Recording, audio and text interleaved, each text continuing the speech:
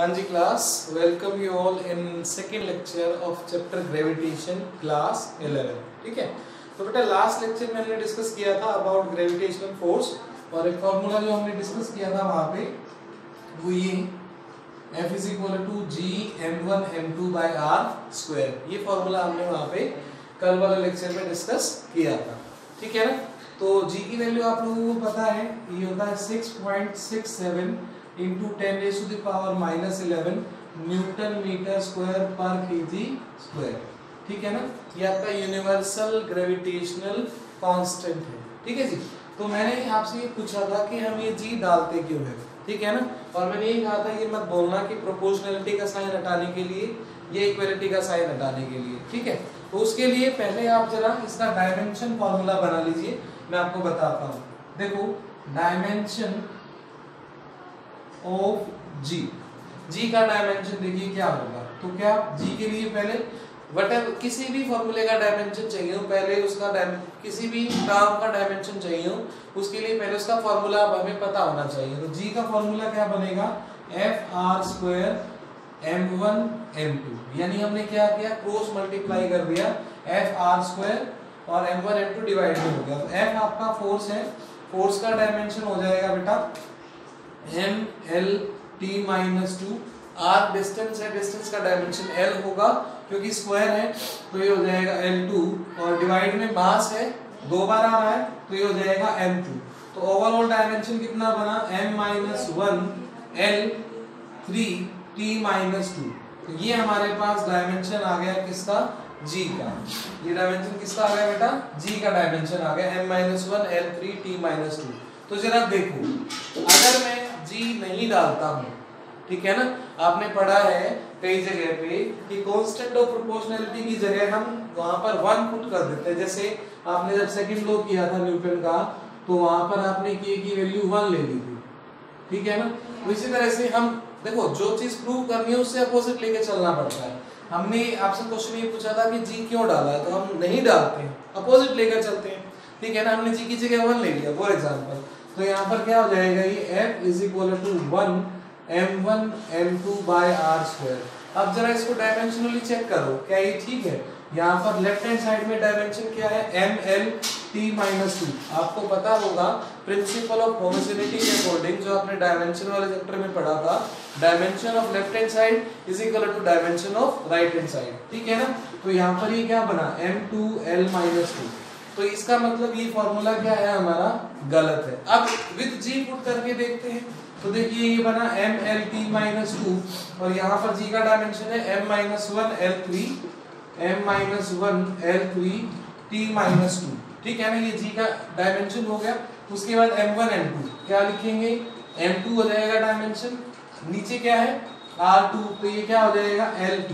तो जरा मैच करो, यहाँ से एक पावर बच गई m, ये हो गया आपका l और ये हो गया t माइनस 2। तो dimension on left hand side and dimension on right hand side दोनों क्या है, सेम है, इसलिए g नेसेसरी है। डायमेंशनली इक्वेट करने के लिए आप ऐसा कह सकते हैं, या फिर ये कह सकते हैं कि हमारी इक्वेशन को प्रॉपर बनाने के लिए, एग्जैक्ट बनाने के लिए, ट्रू एंड वैलिड बनाने के लिए हमने जी डाला। अब मैं इसका फिजिकल मीनिंग बता रहा हूँ, अब मैं आपको इसका फिजिकल मीनिंग बता रहा हूँ। देखो जैसे ये मेरे पास दो ऑब्जेक्ट है बेटा, ये है 1 kg, ठीक है ना, ये दूसरा ऑब्जेक्ट है, ये भी कितने का है, 1 kg का है।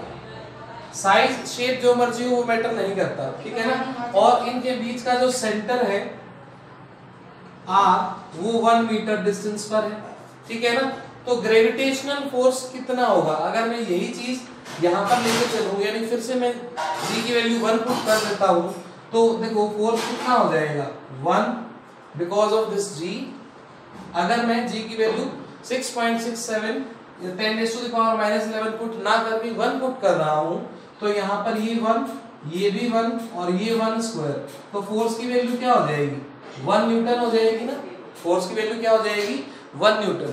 अब 1 न्यूटन का मतलब है यानी 1 kg का मास, अकॉर्डिंग टू सेकंड लॉ आपको पता होना चाहिए कि अकॉर्डिंग टू सेकंड लॉ अगर 1 न्यूटन फोर्स लग रहा है, इसका मतलब 1 kg मास का ऑब्जेक्ट 1 मीटर पर सेकंड स्क्वायर से एक्सेलरेट कर रहा होगा। ठीक है ना। बट यहाँ तो ये हिल भी नहीं रहे दोनों 1 kg के, जहां पर है वहीं पर रखे हैं। इसका मतलब जो हमारा प्रैक्टिकल रिजल्ट है, जो हमारा प्रैक्टिकल रिजल्ट क्या कह रहा है, दे आर नॉट मूविंग। और एक्सपेरिमेंटल रिजल्ट या कैलकुलेटिव रिजल्ट क्या कह रहा है कि नहीं, उनको मूव करना चाहिए। तो ये दोनों मैच नहीं हो रहे हैं, ये दोनों मैच नहीं हो रहे हैं। जो हमारा, मैं लिख देता हूं, एक्सपेरिमेंटल रिजल्ट और थ्योरेटिकल रिजल्ट ये दोनों मैच नहीं हुए। तो इन दोनों को मैच करने के लिए हमने क्या डाला बेटा, हमने यहाँ पर g की वैल्यू पुट कर दी 6.67 into 10 raised to the power minus 11। जरा चेक करो, 6.67 into 10 raised to the power minus 11 into 1, दोनों का मास कितना है 1 kg, और दोनों के बीच की डिस्टेंस कितनी है 1। तो अब फोर्स कितना हो गया 6.67 into 10 raised to the power minus 11 Newton. तो अब इतना कम फोर्स है, बिल्कुल इतने कम फोर्स में कोई चीज 1 मीटर पर सेकंड स्क्वायर से एक्सेलरेट करने वाली ही नहीं, ये एक्सेलरेट करेगी ही नहीं। This is a very very small force.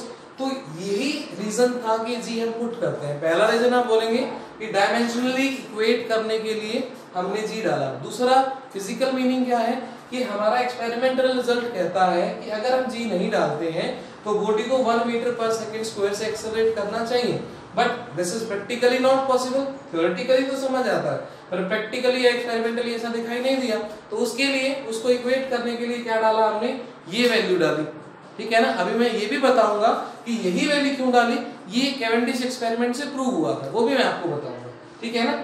ये वैल्यू डाली और इससे पता लगा कि इतना फोर्स लग रहा है। आप देखो ना 6.67 into 10 raised to the power minus 11 Newton. This is a very small amount of force. ठीक है ना। तो ये नेग्लिजिबल होगा इस, तो फिर वो चीज यहाँ से टैली हो गई कि ठीक है ये बॉडीज 1 kg की दो हैं, और ये इसके ऊपर ये फोर्स लगा रहे हैं, ये इसके ऊपर सेम अमाउंट ऑफ फोर्स लगा रही है। कितना 6.67 into 10 raised to the power minus 11 Newton, जो कि बहुत कम है। इसीलिए वो ग्रेविटेशनल फोर्स लग तो रहा है पर विजुअलाइज नहीं हो रहा है। 2-3 क्वेश्चंस का आंसर एक साथ हो गया कि मास कम होने की वजह से ग्रेविटेशनल फोर्स क्यों नहीं दिखता, क्योंकि फोर्स की वैल्यू बहुत कम होती है।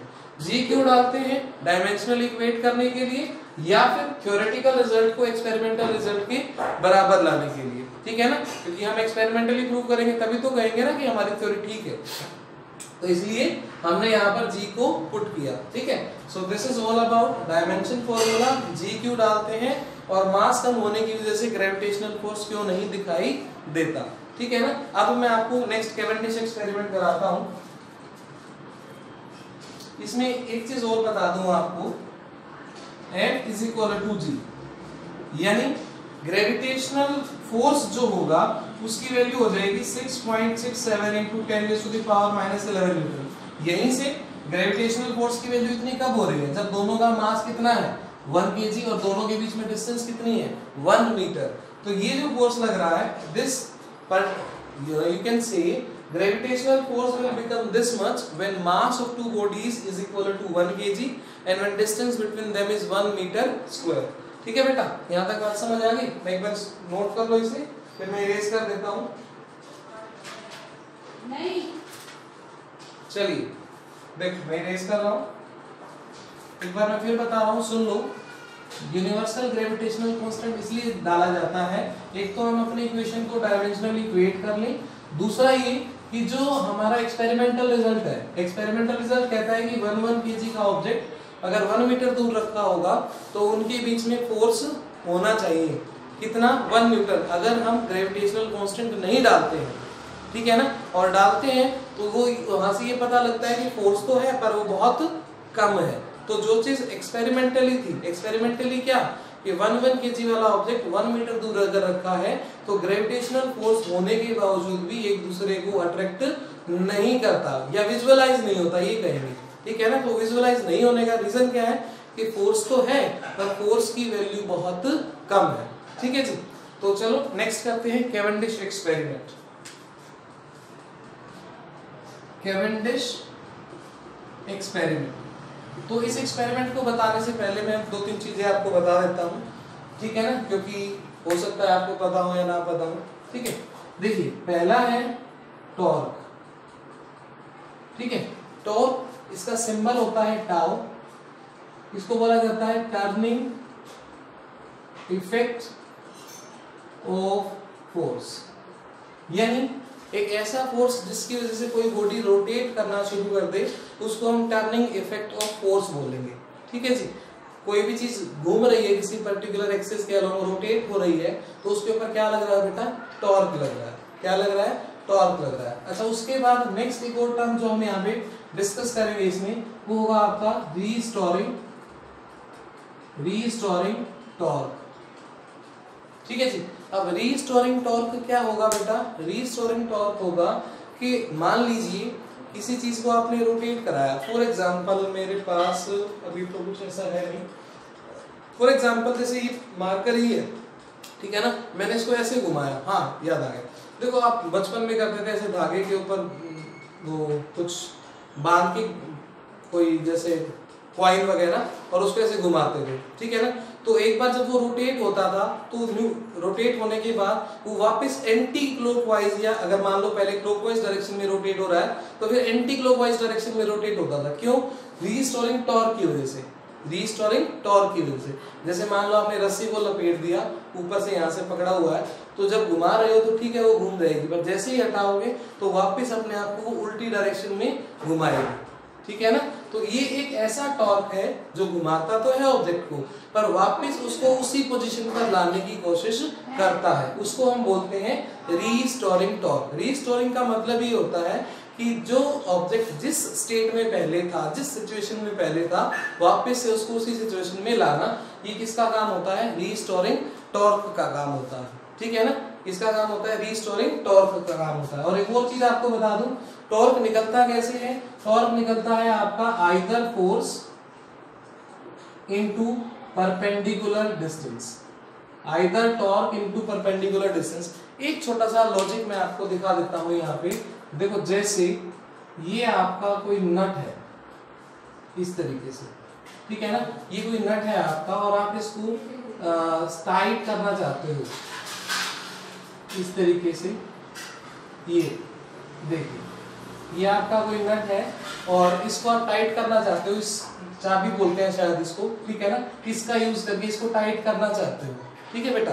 तो आप क्या करोगे, या तो इसको अपवर्ड फोर्स लगाओगे या डाउनवर्ड फोर्स लगाओगे, ठीक है ना, क्योंकि एक एंड से फिक्स है। अगर आप मान लीजिए अपवर्ड लगा रहे हो तो ये वाला एंड इसको कहाँ लगा रहा होगा, डाउनवर्ड लगा रहा होगा, ठीक है ना, अपोजिट डायरेक्शन में फोर्स लगेगा और ये रोटेट हो जाएगा, यानी हम इस पर क्या लगा रहे हैं, टॉर्क लगा रहे हैं। अब सेकंड चीज यहाँ पर ये, तो फोर्स आप चाहे ये वाला ले लो चाहे ये वाला ले लो, ठीक है ना, चाहे आप मान, एक और एग्जांपल लेता हूं बेटा, देखो जैसे ये कोई रोड है आपके पास और इसको आप यहाँ से पुश कर रहे हो, इसको यहाँ से पुश कर रहे हो, ये क्या है आपका सेंटर पॉइंट है, एक्सिस ऑफ रोटेशन बोलेंगे इसको, क्या बोलेंगे, एक्सिस ऑफ रोटेशन, ठीक है ना, एक्सिस ऑफ रोटेशन। तो होगा क्या कि ये ऑब्जेक्ट रोटेट करने लगेगा, क्या करने लगेगा, रोटेट करने लगेगा। तो एक्सिस ऑफ रोटेशन से देखो ये जो टोटल लेंथ होगी ना, ये जो टोटल लेंथ होगी इसको हम बोलेंगे परपेंडिकुलर डिस्टेंस।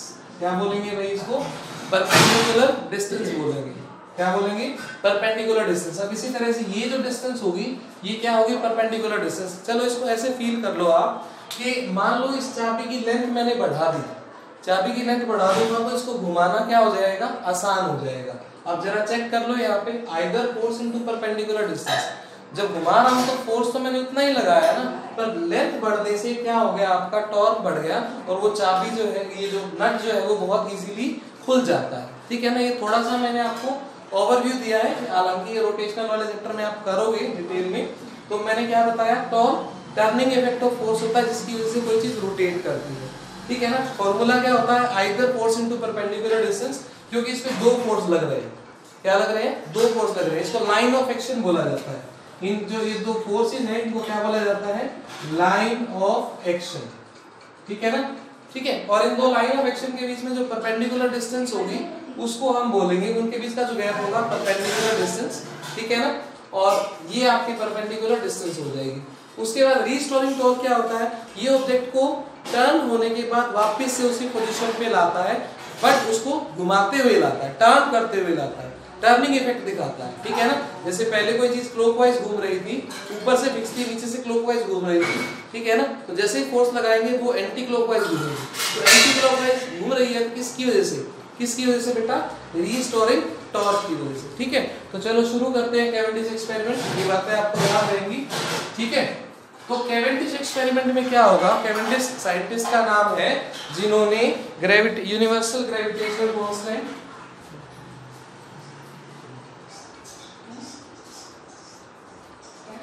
हाँ जी, तो कैवेंडिश एक्सपेरिमेंट में क्या हुआ बेटा,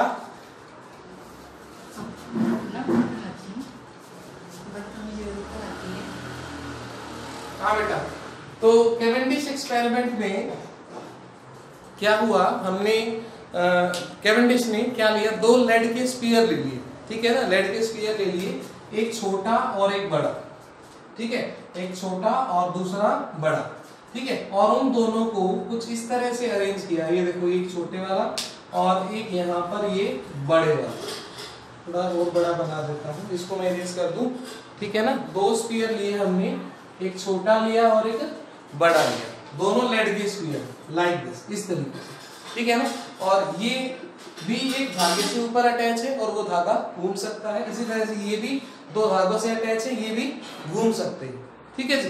तो हुआ क्या बेटा, हमने हल्का सा इसको पुश किया, ठीक है ना, जिससे क्या होगा, ये एक बार ये इधर चला गया थोड़ा सा और ये इधर आ गया थोड़ा सा गया, बट अब क्या होगा, इन दोनों का मास है, इन दोनों का मास है, तो उस मास की वजह से बिल्कुल डिस्टेंस भी है इनके बीच में, तो इन दोनों के ऊपर एक ग्रेविटेशनल फोर्स लगेगा और उस ग्रेविटेशनल फोर्स की वजह से ये क्या होगा, वापस अपनी जगह पर आएंगे। मान लीजिए ये यहाँ से चलकर यहाँ आ गए, तो अब ये वापस उसी जगह पर आएंगे, किस, ये वापस आना और ये टर्न कर रहे हैं, इसको क्या बोलेंगे, रीस्टोरिंग टॉर्क, क्या बोलेंगे, रीस्टोरिंग टॉर्क बोलेंगे। हमने जो फोर्स लगाया था वो टॉर्क लगाया, हमने जो फोर्स लगाया था वो टॉर्क, और ये वापस उसी जगह पर आएंगे, इसको बोला जाएगा रीस्टोरिंग टॉर्क, ठीक है। तो हम ये मान लेते हैं कि अगर मैं 1 डिग्री इसको रोटेट कराता हूँ, अगर मैं 1 डिग्री रोटेट कराता हूँ तो मुझे टॉर्क लगाना पड़ता है टाउ, अगर 2 डिग्री रोटेट कराता हूँ तो टॉर्क लगाना पड़ता है 2 टाउ,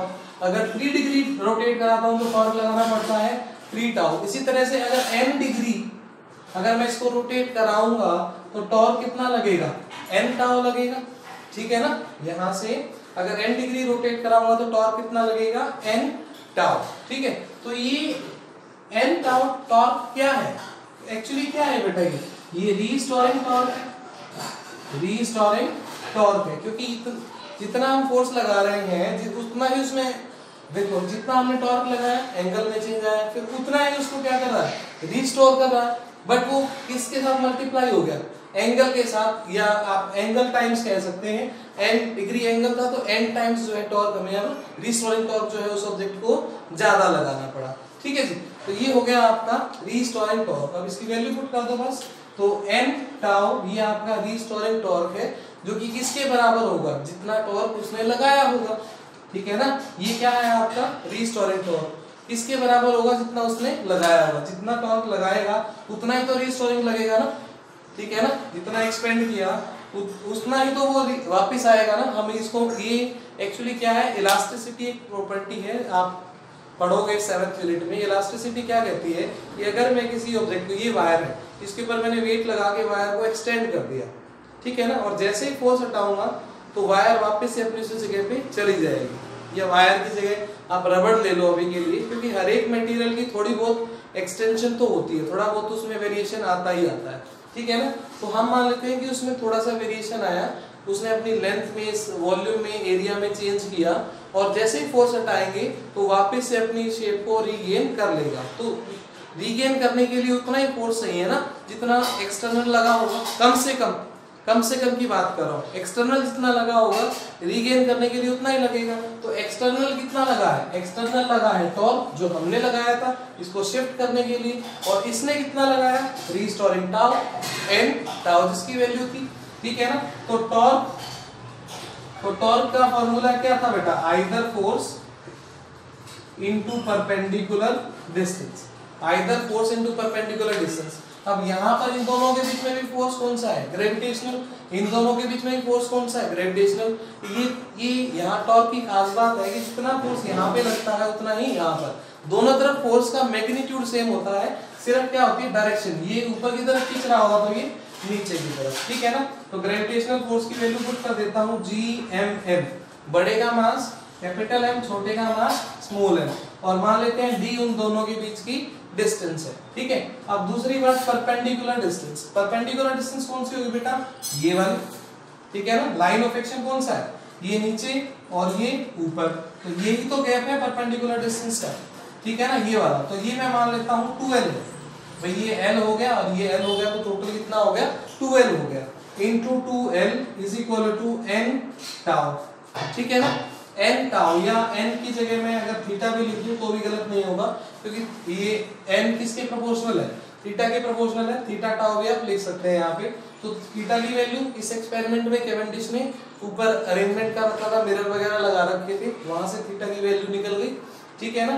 टाउ आपका एक्सपेरिमेंटली कैलकुलेट कर लोगे, ठीक है ना। तो हम क्या करेंगे, देखो मैं यहाँ लिख देता हूँ G is equal to theta tau into d square by m 2L। तो कैवेंडिश ने इन सब वैल्यूज को पुट किया, ठीक है ना, और यहाँ से G की वैल्यू निकाल ली, और वो G की वैल्यू आई बेटा 6.67 इंटू 10⁻⁻11 न्यूटन मीटर पर स्क्वायर पर केजी स्क्वायर। आप चेक कर सकते हो, इनका डायमेंशन भी, इनकी यूनिट भी यही आई, ठीक है। तो कहने का मतलब ये कैवेंडिश ने क्या किया, दो अलग अलग लेड स्फीयर लिए, ग्रेविटेशनल फोर्स की वजह से सपोज ये इसको नीचे की तरफ अट्रैक्ट कर रहा है और ये इसको ऊपर की तरफ, तो टॉर्क बन गया, ठीक है ना। जैसे ही, ठीक है, एक बार ये डिस्प्लेस हो जाएगा पर वापस अपनी जगह पे आने की कोशिश करेगा रीस्टोरिंग टॉर्क की वजह से, और रीस्टोरिंग टॉर्क की वैल्यू जो है थीटा के प्रोपोर्शनल है, 1 degree 1 tau, 2 degree 2 tau, 3 degree 3 tau, n degree n tau. तो यहाँ पर मैंने थीटा की वैल्यू पुट करी, G को निकालना था, बाकी सबको इधर ले गए और सॉल्व कर दिया। इससे आपने यूनिवर्सल ग्रेविटेशनल कांस्टेंट G की वैल्यू निकाल लेनी है, ठीक है। Okay, thank you so much.